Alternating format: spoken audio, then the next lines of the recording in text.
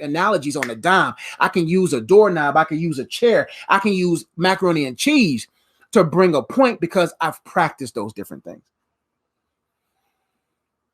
Great question.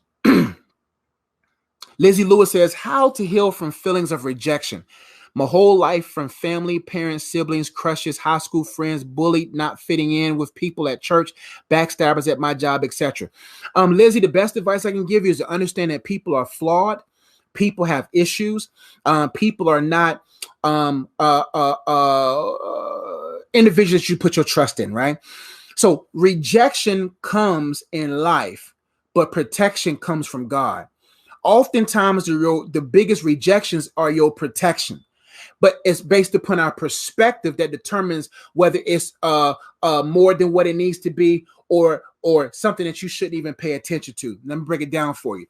Now, how do you deal with rejection deeply? Number one, you have to realize that people are flawed. That's the number one thing. Realize that people are going to make mistakes. Number two, you have to adjust your expectations. You have to adjust them.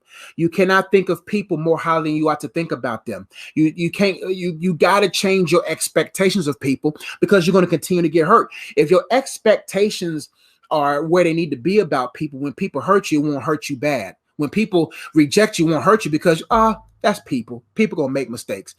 And it also helps you not to reject people who are there to help you, because then you'll be like, well, I'm being hurt by everybody else. I don't want to let nobody in. No, we're people that need accountability. We're people that need people. So you have to have the right perspective.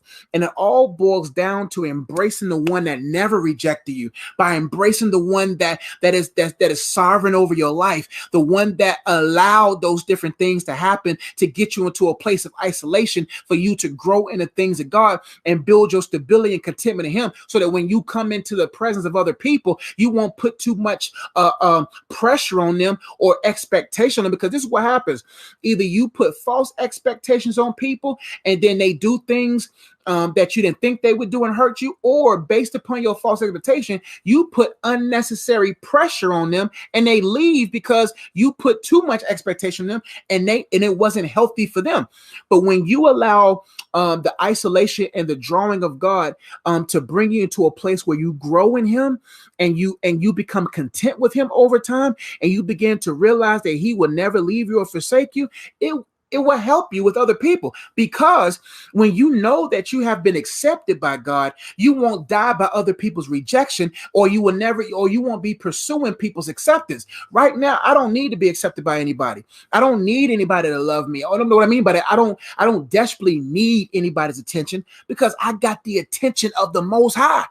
Everybody up under Him can kick rocks, for let God be true and every man a liar. So it doesn't matter who forsakes me. I know who's there with me.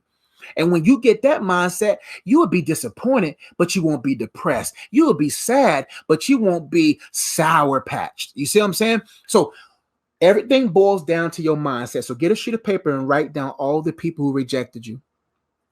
In the next column, I want you to write down, in what ways could this rejection been my protection? In what ways did God utilize this rejection to protect me?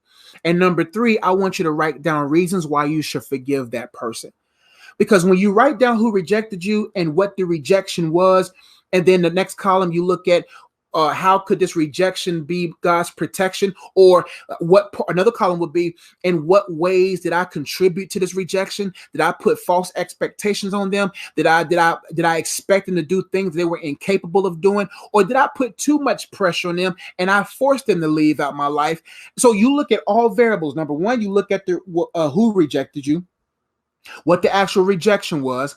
Write down, how could God have used this rejection for my protection? Number 3, what could I have done to contribute to this rejection, or what adjustments do I need to make going forward with people so I don't find myself in a situation again? I'm telling you, when you begin to process your thoughts, process your experiences and what you did in life, you will begin to see the Holy Spirit reveal to you or give you the right perspective on how to navigate and how to handle, how to heal from past rejection and how to handle future rejection. Those 2 things must happen in your life. You must heal from past rejections, and you must be developing to a person that knows how to handle rejections when they come.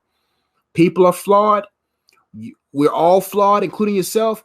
Process it all, and you'll find the truth.